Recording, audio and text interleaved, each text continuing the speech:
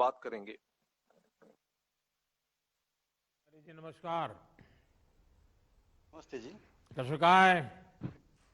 नमस्ते, ठीक है साहब। कसं काय? ठीक है। ठीक है एकदम। हाँ बोला। हाँ। पहले तो आप ये बताइए कि आप खेती में वो कौन सी चीजें करते हैं जो कुछ नयापन है और देश के लोगों को जानना अच्छा लगेगा। नमस्ते जी। मैं नमस्ते। पुणे में मावल तालुके में रहता है। मैं खेती में चावल, चना, बटर, सोयाबीन, मूंगफलियां और सब्जी में बोलो तो हर सब्जी में लेता है। भिंडी, मिर्ची, वांगी, गवार, ये सब सब्जी लेता है मैं। और इसमें है ना, मैं सबसे ज्यादा अपना जैविक खाद्य यूज करता है। नोबेल एक्सचेंज तलेगांव में प्लांट है गैस का, बायोगैस का। उधर से मेरे से सैंपल में प्रयोग करने में वो कंपनी मेरे को ये देता है। मैंने अभी बोलो तो 2-3 साल वही यूज करा है। अच्छा, आपके इलाके में इथेनॉल पर भी काफी प्रयोग हुए हैं और इथेनॉल और दूसरे बायोफ्यूल का लाभ भी वहां पर किसानों को मिलने लगा है। आप उसके साथ कैसे जुड़े हैं? आपको क्या लाभ हो रहा है? उसके बारे में मेरे को तो कुछ मालूम नहीं, पर मैं खाद्य के बारे में बता सकता है। मैं कई शेतकरी है, इसके लिए मैं वही जैविक खाद्य लेके यूज करता है। पूरी तरह जैविक करते हैं? हाँ, पूरा जैविक में। हाँ। कैसे खाद तैयार करते हैं या बाहर से लाते हैं? नहीं, पहला कहता था तो इतना ये नहीं मिलता था ना। अभी इधर मिल रहा है तलेगांव में, उधर से मैं लेके जाता है। अच्छा, और उसके कारण खर्च में कुछ कमी आई है क्या? खर्च में कम आई है साहब। कितना फर्क पड़ता होगा? कितना फर्क पड़ता होगा? खर्चा बोलो तो अपना ट्रैक्टर में जितना डीजल है ना, डीजल का खर्चा दे देने का मैं दोस्त मंडल की वजह से लेके जाता है। स्लरी है और जैविक खाद्य है। अच्छा, अब आप जैविक उत्पाद करते हैं तो बाजार में भी लोगों को पता है कि भाई यहाँ है जो ऑर्गेनिक फूड मिलता है, सारी चीजें ऑर्गेनिक मिलती है, तो इस तरफ लोगों का आकर्षण कुछ ध्यान में आ रहा है? हाँ, सब मेरा प्रोजेक्ट देख के ना सब लोग मेरे को पूछ रहा है किधर मिल रहा है, तो मैं बता के दे देता है लोगों को। क्या पहले जो लोग चीजें मांगते थे और अब जो मांग रहे हैं तो कहते हैं कि भाई जैविक है तो हम पहले लेंगे, ज्यादा पैसे देंगे, ऐसा अनुभव आ रहा है? नहीं नहीं, वो अनुभव नहीं आया ना। नहीं आया। अच्छा, अगल बगल के किसान ये सीखने के लिए आते हैं आपके पास कि भाई ये जैविक में तुम कैसे करते हो, चलो हम भी करते हैं, हमको जरा सिखाओ? कोई देखने आते हैं आपके खेत को, ऐसा होता है क्या? ओके, होता है सब। होता है। तो आप परिवार में सब लोग मिलके खेती करते हैं? हाँ, सब मिलके खेती करते हैं। देखिए, भारत में गांव में हमारी माताएं बहनें, उनका खेती में, पशुपालन में बहुत योगदान होता है और मुझे खुशी हुई कि आज आप अपने परिवार के महिला सदस्यों को भी साथ में रखा है। तो मैं पहले तो इन दोनों बहनों को प्रणाम करूंगा, उनको बधाई दूंगा कि वो खेती को आगे बढ़ाने में काम करते हैं। चलिए, मुझे अच्छा लगा। कोरोना में संभालिए भाई सब लोग परिवार में। आपको भी धन्यवाद साहब, आप भी संभालो क्या। बरायतमक। Okay sir. अब हम हरदोई उत्तर प्रदेश चल रहे हैं, जहां एथेनॉल प्लांट में श्री अरविंद कुमार जी उपस्थित हैं। उनसे निवेदन है कि माननीय प्रधानमंत्री जी से बात करें। अरविंद जी नमस्ते। मैं अरविंद कुमार, पूर्वा देवरिया, जिला हरदोई, उत्तर प्रदेश से बोल रहा हूँ सर। मेरे पास 3 एकड़ जमीन है, उसमें मैं खेती करता हूँ, गन्ना, सरसों, गेहूं। तो उसमें मैंने गन्ना बोया है। पहले गन्ना सर बोते थे हम देसी बीज से। अब की देसी जब करते थे सर, तब उसको हमने उसमें बोया, पैदावार होती थी 700-800 प्रति हेक्टेयर कुंटल। अब की मैंने बोया है गन्ना जो, वो सर मैंने वैज्ञानिक विधि से, उसमें मुझे गन्ना की उपज प्राप्त हुई है 2631 कुंटल प्रति हेक्टेयर। कितने साल से गन्ने का कर रहे हैं अरविंद जी? गन्ने सर कर रहे हैं, करीब हो गया 7-8 साल हो गया हमको लगातार करते अच्छा, हुए। कभी मन नहीं करता है कि गन्ने से बाहर निकल के कुछ और करें? नहीं सर, करते हैं, गेहूं भी करते हैं, आलू भी होता है, सरसों भी करते हैं, सब सर खेती करते हैं। इस बार सरसों का अनुभव कैसा है? सरसों सर बहुत अच्छी हुई है, 2 कुंटल मतलब 24 कुंटल प्रति हेक्टेयर से हुई है हमारी। अच्छा, और इस जी। बार तो दाम भी सरसों के अच्छे मिले हैं कहते हैं। सरसों सर बहुत अच्छे दाम मिले हैं सर। अच्छा अच्छा, अरविंद जी, आप जिस मिल को गन्ना बेचते हैं, जी क्या उस मिल ने इथेनॉल प्लांट लगाया है? क्योंकि हम बराबर आग्रह कर रहे हैं कि गन्ना किसानों को सुरक्षित रखना है, तो सिर्फ चीनी बनाने से काम नहीं चलेगा, सिर्फ गुड़ बनाने से काम नहीं चलेगा, हमें कुछ और करना चाहिए, और इसलिए हम इथेनॉल पर जोर दे रहे हैं ताकि गन्ना किसान को कभी भी चिंता न रहे। वरना क्या होता है, चीनी ज्यादा हो जाती है तो गन्ना किसान को तकलीफ हो जाती है क्योंकि मार्केट गिर जाता है। चीनी कम होता है क्योंकि गन्ना कम हुआ तो भी किसान को तकलीफ हो जाती है, और इसलिए हम इथेनॉल पे जोर दे रहे हैं। तो आपके यहाँ जो गन्ना जहाँ आप देते हैं वहाँ इथेनॉल का कुछ हो रहा है? क्योंकि आपके पीछे तो बढ़िया सारे चित्र दिख रहे हैं। जी जी, इथेनॉल प्लांट सर लगा है यहाँ हरियाणा चीनी मिल। तो इससे हमको लाभ सर ये मिला है, जो इथेनॉल जो बिकता है सरकार खरीद लेती है, उससे पेमेंट जल्दी होता है मिल वालों को, मिल वाले हमको पेमेंट कर देते हैं, उससे हमको बहुत लाभ है सर। हम अपना टाइम से जो पेमेंट मिल जाता है तो हर चीज टाइम से कर लेते हैं, और उससे ये पेट्रोल में मिला के जैसे डाला जाता है तो उससे पर्यावरण भी शुद्ध रहता है। अच्छा, जब पहले इथेनॉल का प्लांट नहीं था जी और सिर्फ आप गन्ना ले जाते थे और वो जब चीनी बन करके बिकती थी पैसे देते थे, अब क्या बदलाव आया है? अब सर बदलाव यही है, जब पहले चीनी खाली बनती थी तो उसमें पेमेंट, चीनी बिकती थी ज्यादा बन जाती थी, वो डाउन रहती थी मतलब रेट, तो उससे पेमेंट हम लोगों का लेट होता था। अब जो है इथेनॉल जब से लग गया तब से सर पेमेंट हमारा टाइमली हो जाता है, किसान उसमें बहुत खुशहाल है सर। अच्छा अरविंद जी, आपको मालूम है, आप तो युवान है और खेती के काम में लगे हुए हैं, पढ़े लिखे भी हैं, इन दिनों पूरी दुनिया में जी जैविक खाद और ऑर्गेनिक फार्मिंग, ये केमिकल फर्टिलाइजर दवाइयां से मुक्त, उसका बड़ा जोर बढ़ रहा है, लोग उसी को खाना चाहते हैं। तो आप उस दिशा में कभी सोचे हैं? जी, हम खेती जैविक मतलब हम ये ऑर्गेनिक खेती करते हैं। जैसे ढैंचा मैंने बो देता है, और ढैंचा बोने के बाद में कंपोस्ट खाद वही डालते हैं सर, रसायन बहुत कम प्रयोग करते हैं। यूरिया वगैरह उपयोग नहीं करते हैं? यूरिया सर छिड़काव करते हैं एनपीके का 2 बार, बहुत ज्यादा यानी अभी 100% जैविक नहीं कर रहे हैं आप? नहीं, 100% नहीं सर, एनपीके गन्ने में छिड़काव पत्तियों पे करना पड़ता लेकिन है, क्या उसमें बहुत सर मन करता है कि 100% जैविक करेंगे और करेंगे अरविंद जी सर। की सारी जो चीजें बनेगी वो जैविक नाम से ही बिकेगी, ऐसा मन करता है? मन करता है सर, करेंगे हाँ। सर। तो इस बार संकल्प कीजिए आप। जी सर, संकल्प लेते हैं, करेंगे सर। देखिए, इससे बहुत लाभ होगा, बहुत किसानों को लाभ होगा। और जो धरती माता है ना, जैसे हम अपनी माँ बीमार हो जाए तो कितने चिंतित हो जाते हैं, जी जी हमारी धरती माँ अगर बीमार हो जाए, ये सारे केमिकल डाल डाल करके धरती माँ को हम बर्बाद कर दें तो धरती माँ भी रुक जाती है। जी जी, तो धरती माँ की भी रक्षा करनी चाहिए कि नहीं करनी चाहिए? करनी चाहिए तो सर। ये भी हमारी माँ है, और उस माँ को हम परेशान करें वो तो कितना उचित होगा। तो आप भी किसानों को ये बताइए। मुझे बहुत अच्छा लगा आपसे बात कर करके, और आप जैसे नौजवान, और वो भी नए नए प्रयोग भी कर रहे हैं और पर्यावरण का भी ध्यान रखते हैं। मेरी आपको, आपके परिवार को बहुत बहुत शुभकामनाएं हैं।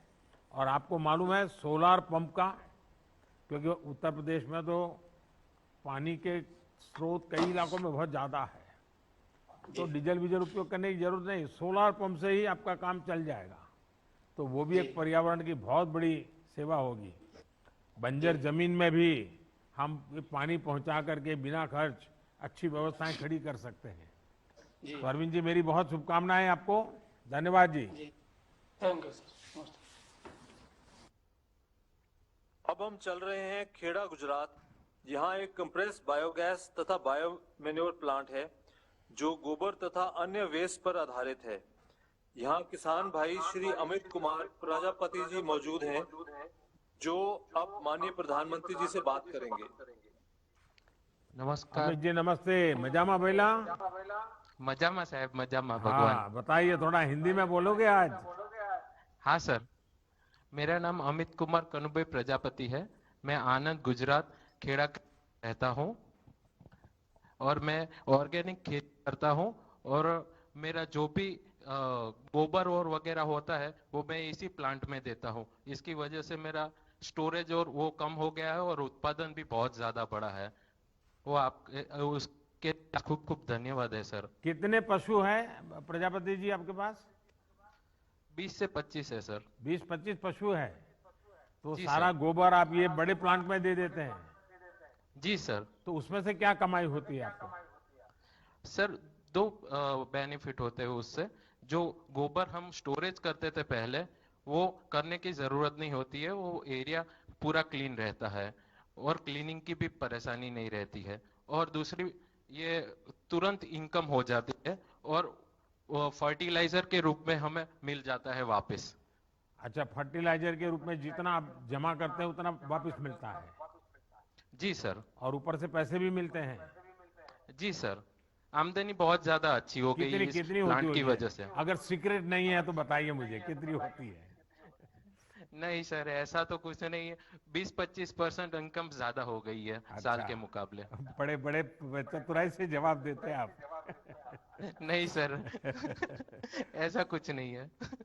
अच्छा, आपको ये स्वच्छ ईंधन से जुड़ी सरकार की जो योजनाएं हैं उसका आपको लाभ मिल रहा है? जैसे आपने बताया एलपीजी, बायोगैस, इनसे भी आपको फायदा हो रहा है। तो ये आपको ही मिल रहा है कि जो लोगों के पास पशु नहीं है और वो भी इस एलपीजी वगैरह का फायदा मिलता है उनको? हाँ सर, मिल रहा है। क्योंकि जिनके पास पशुपालन नहीं है पर उनको खाद तो मिल ही सकता है यहाँ से। और गोवर्धन नाथ के जरिए जो उत्पन्न खाद है वो बहुत ही अच्छा है, बहुत ही बढ़िया है। जो मेरा पर्सनल एक्सपीरियंस है, पहले मैं बनाना की खेती करता था तो 15-20 दिन में लीफ नहीं निकलती थी, उसके पत्ते नहीं आते थे। मगर इसका उपयोग करने के जरिए 15 दिन में लीफ आ जाती है, पत्ते आ जाते हैं। और पानी का संग्रह जमीन में बहुत ज्यादा होता है, मिनरल्स बहुत ज्यादा बढ़ गए हैं।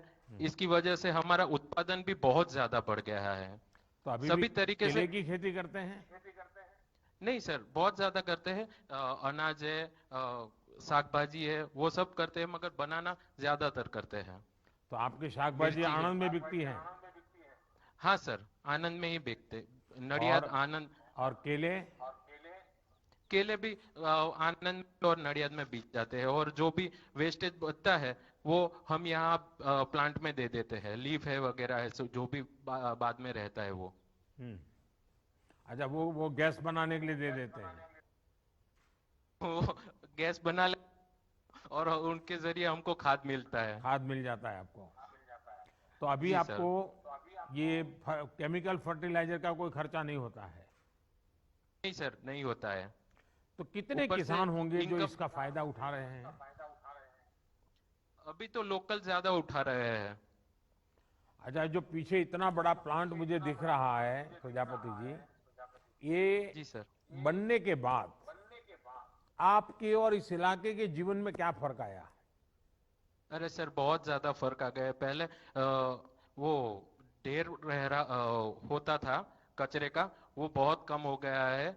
हमारे वहां पे भी जो ढेर रखना पड़ता था, जैसे मैंने बनाना प्लांट किया है, बनाना काटने के बाद जो भी वेस्ट रहता था वो हम कहाँ डालें, वो भी कंफ्यूजन रहता था। इसके जरिए, ये प्लांट के जरिए हम सब कुछ यहाँ बेच देते हैं और ये बायोगैस निकाल के हमको खाद के रूप में वापस देते हैं सर जी।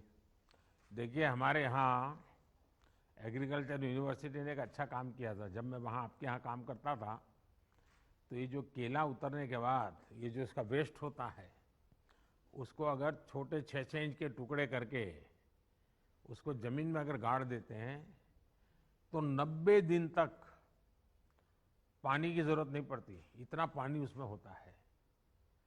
90 दिन तक पानी दूसरी फसल के लिए काम आ जाता है। वो ऐसे ही जमीन में वो 6-6 इंच का टुकड़ा करके गाड़ दिया, कभी प्रयोग करिए आप, बहुत फायदा होता है।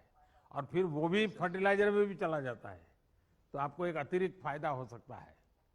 देखिए मैं आपका तो ये प्लांट इतना बड़ा है और इतनी बड़ी मात्रा में, कुल कितने पशु का ये गोबर इसमें इकट्ठा होता होगा डेली?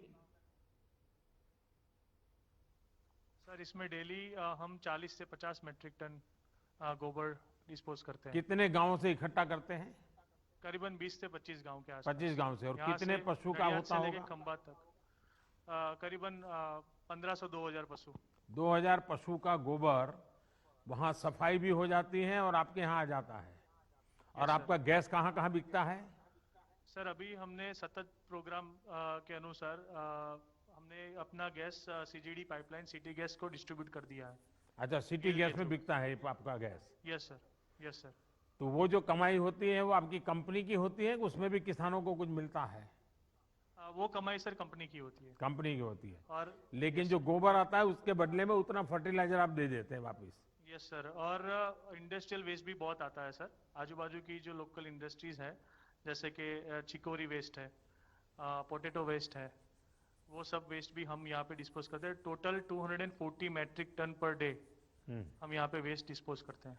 और उससे 7200 किलो गैस पर डे हम उत्पादन करते हैं। अच्छा। और 50 से 60 मैट्रिक टन जैविक खाद। चलिए, मुझे बहुत अच्छा लगा और अमित जी से भी बात करने का मौका मिल गया। और ये आप क्लीन एनर्जी का जो प्रति इतनी जागरूकता पैदा की है और बड़ा प्लांट कितना बड़ा फायदा करता है, आज जब देशवासी देखेंगे तो मुझे पक्का विश्वास है कि जरूर भविष्य में लोग इस प्रोजेक्ट को देखने के लिए आएंगे और सब लोग चाहेंगे कि भाई उनके इलाके में भी ऐसे प्रोजेक्ट बने। मेरी तरफ से आपको बहुत बहुत शुभकामनाएं हैं। बहुत बहुत धन्यवाद। आप भी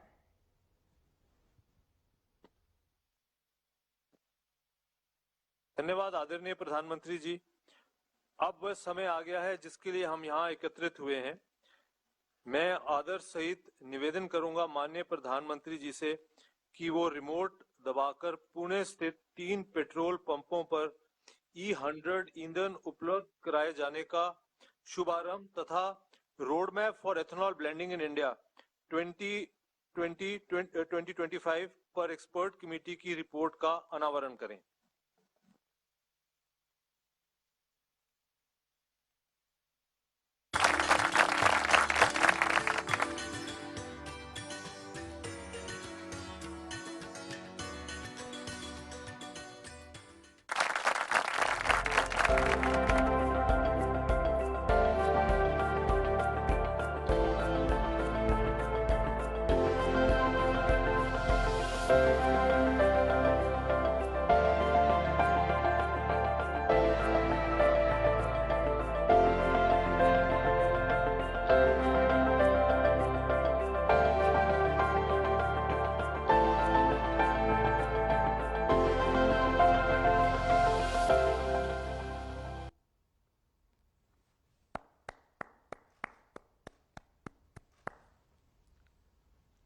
आदरणीय प्रधानमंत्री जी से निवेदन है कि वो अपने प्रेरक उद्बोधन से हमें अनुग्रहित करें। केंद्रीय मंत्रिमंडल में मेरे सहयोगी श्रीमान नितिन गडकरी जी, नरेंद्र सिंह तोमर जी, प्रकाश जावड़ेकर जी, पीयूष गोयल जी, धर्मेंद्र प्रधान जी, गुजरात के खेड़ा के सांसद देव सिंह जी चौहान जी, यूपी के हरदोई के सांसद भाई जयप्रकाश रावत जी, पुणे के मेयर मुरलीधर महौल जी, पिंपरी चिंचवड़ म्युनिसिपल कॉरपोरेशन की मेयर बहन उषा जी, इस कार्यक्रम में उपस्थित अन्य महानुभाव और मेरे प्यारे भाई और बहनों, हमारे किसान साथी, जब मैं उनसे बात कर रहा था तो कैसे बायोफ्यूल से जुड़ी व्यवस्थाओं को वे सहज रूप से अपना रहे हैं। और कितनी बढ़िया तरीके से वो अपनी बात बता रहे थे, उसमें कॉन्फिडेंस भी नजर आ रहा था। स्वच्छ ऊर्जा, क्लीन एनर्जी, देश में जो इतना बड़ा अभियान चल रहा है, उसका बहुत बड़ा लाभ देश के एग्रीकल्चर सेक्टर को भी मिलना स्वाभाविक है। आज विश्व पर्यावरण दिवस के अवसर पर भारत ने एक और बड़ा कदम उठाया है। इथेनॉल सेक्टर के विकास के लिए एक विस्तृत रोड मैप आज अभी मुझे जारी करने का सौभाग्य मिला है। देश भर में इथेनॉल के उत्पादन और वितरण से जुड़ा महत्वाकांक्षी E100 पायलट प्रोजेक्ट भी पुणे में लॉन्च किया गया है। मैं पुणे वासियों को बधाई देता हूं, पुणे के मेयर को बधाई देता हूं। हम अपने तय लक्ष्यों को समय पर हासिल कर पाएं, इसके लिए मैं बहुत बहुत शुभकामनाएं देता हूं। साथियों, अगर आप गौर करें तो आज से 7-8 साल पहले देश में इथेनॉल की चर्चा बहुत कम, रेयरली कभी होती थी, कोई उसका जिक्र ही नहीं करता था। और अगर जिक्र कर भी दिया तो जैसे एक रूटीन कोई बात होती है ऐसा ही हो जाता था। लेकिन अब इथेनॉल 21वीं सदी के भारत की बड़ी प्राथमिकताओं से जुड़ गया है। इथेनॉल पर फोकस से पर्यावरण के साथ ही एक बेहतर प्रभाव किसानों के जीवन पर भी पड़ रहा है। आज हमने पेट्रोल में 20% इथेनॉल ब्लेंडिंग के लक्ष्य को 2025 तक पूरा करने का संकल्प किया है। पहले जब लक्ष्य सोचा था तो ये सोचा था कि ये 2030 तक हम करेंगे, लेकिन पिछले कुछ दिनों में जिस प्रकार से सफलताएं मिली हैं, जन सामान्य का सहयोग मिला है, लोगों में जागरूकता आई है और हर कोई इसके महत्व को समझने लगा है, और इसके कारण अब हमने 2030 में जो करना चाहते थे उसको 5 साल कम करके 2025 तक करने का निर्णय किया है। 5 साल एडवांस।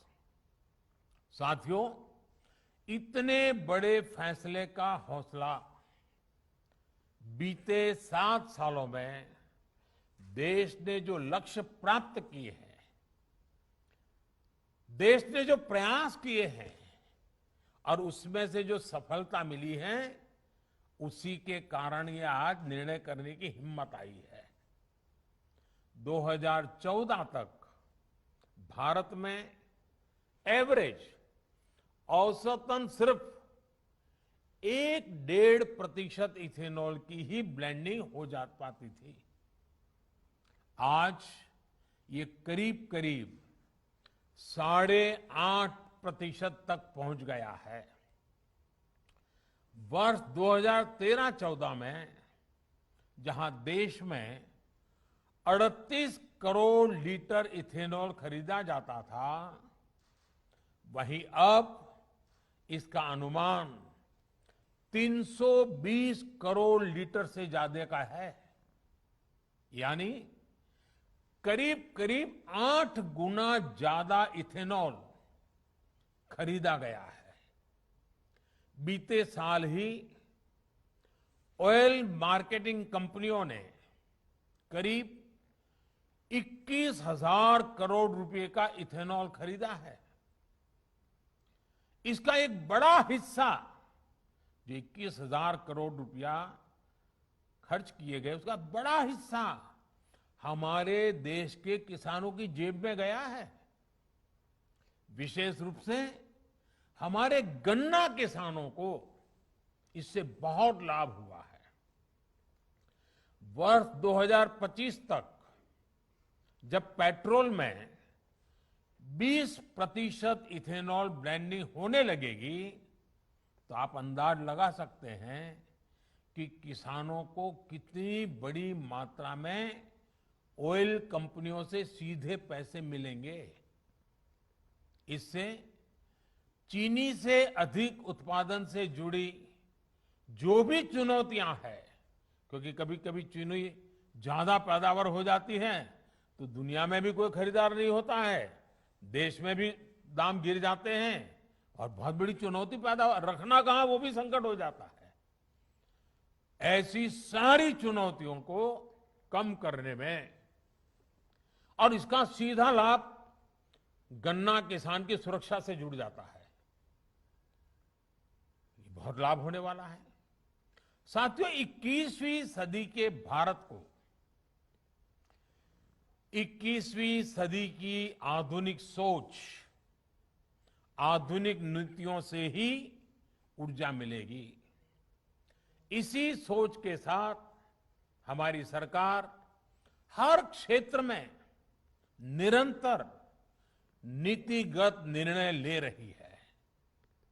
देश में आज इथेनॉल के उत्पादन और खरीद के लिए जरूरी इंफ्रास्ट्रक्चर के निर्माण पर बहुत जोर दिया जा रहा है। अभी तक इथेनॉल बनाने वाली ज्यादातर इकाइयां और ज्यादातर 4-5 उन राज्यों में ही थी जहां चीनी का उत्पादन ज्यादा होता है। इसका विस्तार पूरे देश में करने के लिए जो सड़ा हुआ अनाज होता है, निकम्मा हुआ अनाज होता है, उसका उपयोग करते हुए फूड ग्रेन बेस्ड डिस्टिलरीज की भी स्थापना की जा रही है। एग्रीकल्चर वेस्ट से इथेनॉल बनाने के लिए भी देश में आधुनिक टेक्नोलॉजी आधारित प्लांट भी लगाए जा रहे हैं। साथियों, जलवायु परिवर्तन के खतरे से निपटने के लिए जो वैश्विक प्रयास चल रहे हैं, उनमें भारत एक आशा की किरण बनकर के उभरा है। एक विश्वस्त मानव जात के कल्याण के लिए एक विश्वस्त साथी के रूप में आज भारत ने अपनी पहचान बनाई है। जो दुनिया कभी भारत को एक चुनौती के रूप में देखती थी, क्लाइमेट चेंज, भारत की इतनी बड़ी आबादी, लोगों को लगता है संकट यहीं से आएगा, आज स्थिति बदल गई। आज हमारा देश क्लाइमेट जस्टिस का अगुवा बनकर उभर रहा है। एक विकराल संकट के विरुद्ध बड़ी ताकत बन रहा है। वन सन, वन वर्ल्ड, वन ग्रिड, एक सूरज, एक सृष्टि और एक ग्रिड की व्यवस्था की विजन को साकार करने वाला इंटरनेशनल सोलर अलायंस, उसका निर्माण हो या फिर coalition for disaster resilient infrastructure की पहल हो, भारत एक बड़े वैश्विक विजन के साथ आगे बढ़ रहा है। क्लाइमेट चेंज परफॉर्मेंस इंडेक्स में भारत दुनिया के टॉप 10 कंट्रीज में, दुनिया के प्रमुख 10 देशों में आज उसने अपनी जगह बना ली है। साथियों, क्लाइमेट चेंज की वजह से जो चुनौतियां सामने आ रही है, भारत उसके प्रति जागरूक भी है और सक्रियता से काम भी कर रहा है। हम एक तरफ ग्लोबल साउथ में एनर्जी जस्टिस के प्रति संवेदनशीलता और ग्लोबल नॉर्थ के उत्तरदायित्वों के हिमायती हैं, तो दूसरी तरफ अपनी भूमिका का निर्वहन भी पूरी गंभीरता से कर रहे हैं। भारत ने एनर्जी ट्रांजिशन का एक ऐसा मार्ग चुना है जिसमें हमारी नीतियां और निर्णयों में हार्ड और सॉफ्ट कंपोनेंट्स को दोनों को बराबर महत्व है। अगर मैं हार्ड कंपोनेंट की बात करूं तो भारत द्वारा तय किए गए बड़े बड़े लक्ष्य हो, उन्हें लागू करने की अनप्रेसिडेंटेड स्पीड हो, ये दुनिया बहुत बारीकी से देख रही है। 6-7 साल में रिन्यूएबल एनर्जी की हमारी कैपेसिटी में 250% से अधिक की बढ़ोतरी हुई है। इंस्टॉल रिन्यूएबल एनर्जी कैपेसिटी के मामले में भारत आज दुनिया के टॉप 5 देशों में है। इसमें भी सौर ऊर्जा की कैपेसिटी को बीते 6 साल में लगभग 15 गुना बढ़ाया है। आज भारत कच्छ में, गुजरात के कच्छ के रेगिस्तान में दुनिया का सबसे बड़ा सोलर और विंड का हाइब्रिड एनर्जी पार्क बना रहा है। तो भारत ने 14 गीगावाट के पुराने कोल प्लांट्स को भी बंद भी कर दिया है। देश ने सॉफ्ट अप्रोच के साथ भी ऐतिहासिक कदम उठाए हैं। आज देश का सामान्य मानवी प्रो एनवायरमेंट कैंपेन से जुड़ गया है, वो इसका नेतृत्व कर रहा है। हम देखते हैं कि कैसे सिंगल यूज प्लास्टिक के संबंध में जागरूकता पैदा हुई है। लोग अपने तरीके से थोड़ा थोड़ा प्रयास भी कर रहे हैं। अभी और करने की जरूरत है, लेकिन बात पहुंची है, प्रयास शुरू हुए हैं। हमारे समुद्र तटों की सफाई देखिए, नौजवान इनिशिएटिव लेकर के कर रहे हैं, या फिर स्वच्छ भारत जैसे अभियान हो। इन्हें देश के आम नागरिकों ने अपने कंधे पर लिया, अपने जिम्मे में लिया, और मेरे देशवासी आज इसको आगे बढ़ाए हैं। देश ने 37 करोड़ से अधिक एलईडी बल्ब और 23 लाख से अधिक एनर्जी एफिशिएंट पंखे, फैंस देने की वजह से पर्यावरण रक्षा का जो काम हुआ है, अक्सर उसकी चर्चा लोगों को करने की शायद आदत ही छूट गई है, लेकिन ये बहुत बड़ा चर्चा का विषय होना चाहिए। इसी तरह उज्ज्वला योजना के तहत करोड़ों परिवारों को मुफ्त गैस कनेक्शन मिलने से, सौभाग्य योजना के तहत बिजली कनेक्शन मिलने से, जो पहले चूल्हे में लकड़ी जला करके धुएं में जिंदगी गुजारनी पड़ती थी, आज उनकी इस लकड़ी को जलाने की निर्भरता काफी मात्रा में कम हुई है। इससे प्रदूषण कम होने के साथ ही स्वास्थ्य, और उसमें भी हमारी माताओं का और बच्चों का स्वास्थ्य और पर्यावरण रक्षण की दिशा में भी बड़ी मदद मिली है। लेकिन इसकी भी बहुत चर्चा नहीं हो पाती। भारत ने अपने इन प्रयासों से करोड़ों टन कार्बन डाइऑक्साइड के उत्सर्जन को रोका है और क्लाइमेट चेंज मिटिगेशन की दिशा में भारत को आज अग्रणी बनाया है। इसी तरह 3 लाख से ज्यादा एनर्जी एफिशिएंट पंप उसके जरिए भी देश आज लाखों टन कार्बन डाइऑक्साइड हवा में घुलने से रोक रहा है। साथियों, आज भारत दुनिया के सामने एक उदाहरण प्रस्तुत कर रहा है कि जब पर्यावरण की रक्षा की बात हो तो जरूरी नहीं है कि ऐसा करते हुए विकास के कार्यों को भी अवरुद्ध किया जाए। इकोनॉमी और इकोलॉजी,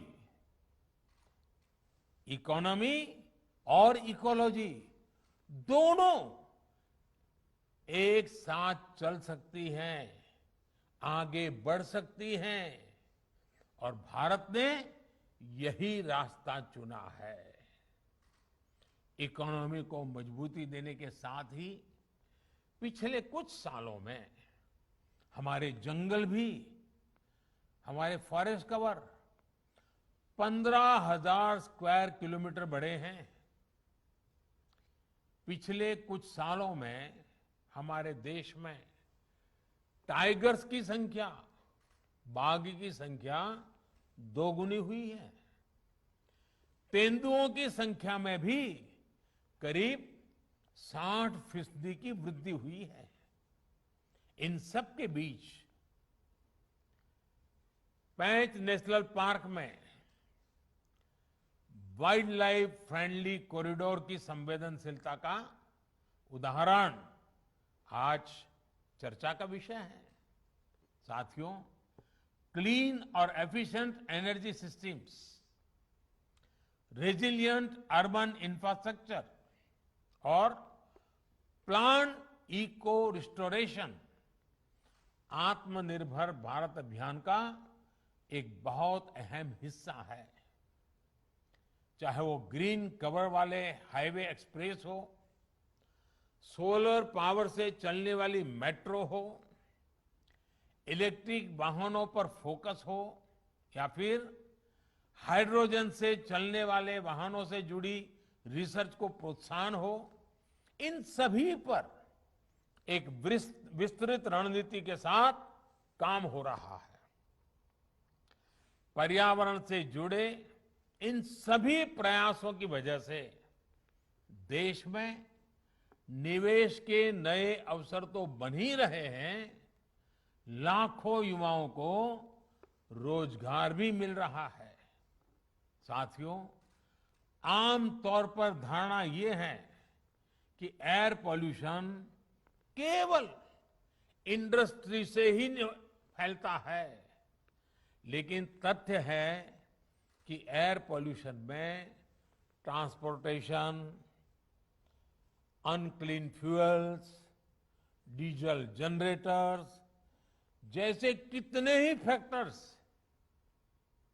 उसमें अपना कुछ न कुछ योगदान करते ही हैं। और इसलिए भारत अपने नेशनल क्लीन एयर प्रोग्राम के जरिए इन सभी दिशाओं में होलिस्टिक अप्रोच के साथ काम कर रहा है। वाटरवेज और मल्टी मॉडल कनेक्टिविटी को लेकर जो काम आज हो रहा है, वो ग्रीन ट्रांसपोर्ट के मिशन को तो सशक्त करेगा ही, देश की लॉजिस्टिक एफिशिएंसी को भी बेहतर बनाएगा। देश के सैकड़ों जिलों में सीएनजी बेस्ड इंफ्रास्ट्रक्चर तैयार करना हो, फास्ट टैग जैसी आधुनिक व्यवस्था हो, इनसे प्रदूषण कम करने में बहुत मदद मिल रही है। आज देश में मेट्रो रेल की सेवा 5 शहरों से बढ़कर के 18 शहरों तक पहुंच चुकी है। सबर्बन रेलवे की दिशा में भी जो काम हुआ है, उससे पर्सनल व्हीकल्स का इस्तेमाल कम हुआ है। साथियों, आज देश के रेलवे नेटवर्क से एक बड़े हिस्से का बिजलीकरण किया जा चुका है। देश के एयरपोर्ट्स को भी तेजी से सोलर पावर आधारित बनाया जा रहा है। 2014 से पहले तक सिर्फ 7 एयरपोर्ट्स में सोलर पावर की सुविधा थी, जबकि आज ये संख्या 50 से ज्यादा हो चुकी है। एनर्जी एफिशिएंसी के लिए 80 से ज्यादा एयरपोर्ट्स में एलईडी लाइट्स लगाने का काम भी पूरा हो चुका है। भविष्य की तैयारियों से जुड़ा एक और उदाहरण मैं आपके सामने बताना चाहूंगा। स्टैच्यू ऑफ यूनिटी गुजरात में सरदार वल्लभ भाई का विश्व का सबसे बड़ा ऊंचा स्मारक बना है। स्टैच्यू ऑफ यूनिटी जिस स्थान पर है, उस खूबसूरत केवड़िया शहर को इलेक्ट्रिक व्हीकल सिटी के तौर पर विकसित करने पर भी काम चल रहा है। भविष्य में केवड़िया में बैटरी आधारित बसें, 2 व्हीलर और फिर 4 व्हीलर ही चलेंगे। इसके लिए वहां जरूरी इंफ्रास्ट्रक्चर भी उपलब्ध कराया जाएगा। साथियों, क्लाइमेट चेंज से वाटर साइकिल का भी सीधा संबंध होता जा रहा है। वाटर साइकिल में संतुलन बिगड़ता है तो उसका सीधा प्रभाव वाटर सिक्योरिटी पर पड़ता है। आज देश में वाटर सिक्योरिटी को लेकर जितना काम हो रहा है, उतना पहले कभी नहीं हुआ है।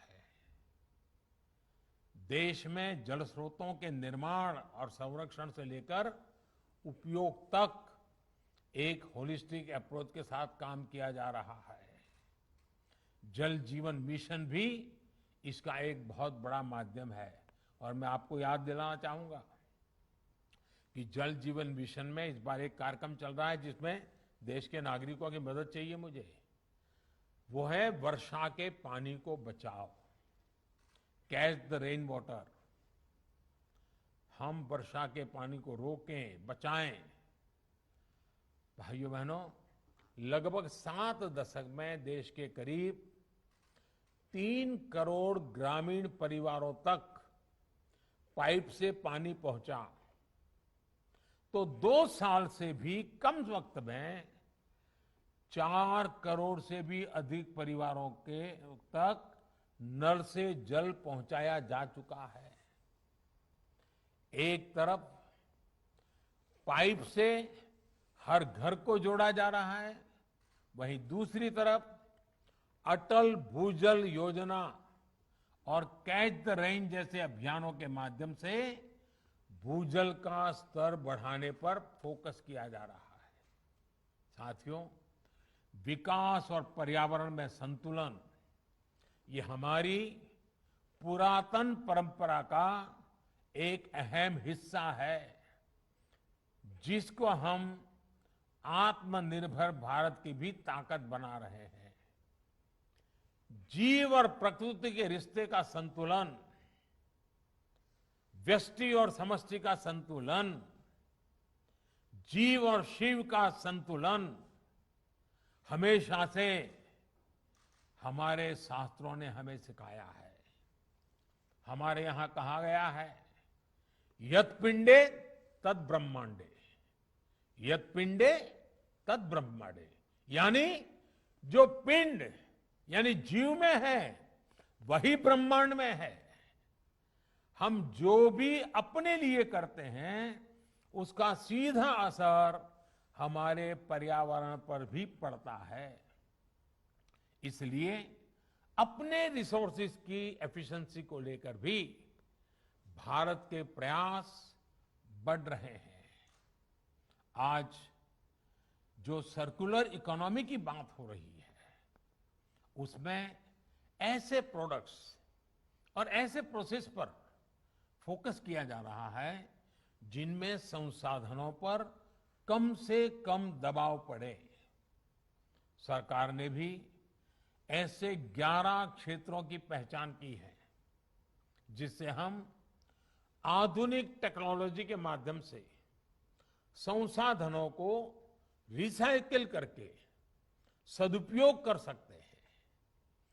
वेस्ट टू वेल्थ यानी कचरे से कंचन अभियान पर बीते कुछ वर्षों में काफी काम हुआ है और अब इनको मिशन मोड में बहुत तेजी से आगे बढ़ाया जा रहा है। घरों और खेतों से निकला कचरा हो, स्क्रैप मेटल हो, लिथियम आयन बैटरीज हो, ऐसे अनेक क्षेत्रों में रिसाइकलिंग को नई टेक्नोलॉजी के माध्यम से प्रोत्साहित किया जा रहा है। इससे जुड़ा एक्शन प्लान, जिसमें रेगुलेटरी और डेवलपमेंट से जुड़े सभी पहलू होंगे, इसको आने वाले महीनों में अमल में लाया जाएगा। साथियों, जलवायु की रक्षा के लिए, पर्यावरण की रक्षा के लिए हमारे प्रयासों का संगठित होना बहुत जरूरी है। देश का एक एक नागरिक जब जल, वायु और जमीन के संतुलन को साधने के लिए एकजुट होकर के प्रयास करेगा, तभी हम अपनी आने वाली पीढ़ियों को एक सुरक्षित पर्यावरण दे पाएंगे। हमारे पूर्वजों की कामना थी और बहुत अच्छी बात हमारे पूर्वजों हमारे लिए कह के गए हैं। हमारे पूर्वजों की हमसे क्या कामना थी? बहुत बढ़िया बात कही उन्होंने। कहा है, पृथ्वी ही पुहु च उर्वी भव, अर्थात संपूर्ण पृथ्वी, संपूर्ण परिवेश हम सभी के लिए उत्तम हो, हमारे सपनों को सुअवसर दे। इसी शुभकामना के साथ आज विश्व पर्यावरण दिवस पर उससे जुड़े सभी महानुभावों को अनेक अनेक शुभकामनाएं देता हूं। आप अपना ख्याल रखें, अपने आप को स्वस्थ रखें, अपने परिवारजनों को स्वस्थ रखें और कोविड प्रोटोकॉल का में कोई ढिलाई न बरतें, इसी अपेक्षा के साथ बहुत बहुत धन्यवाद, आभार।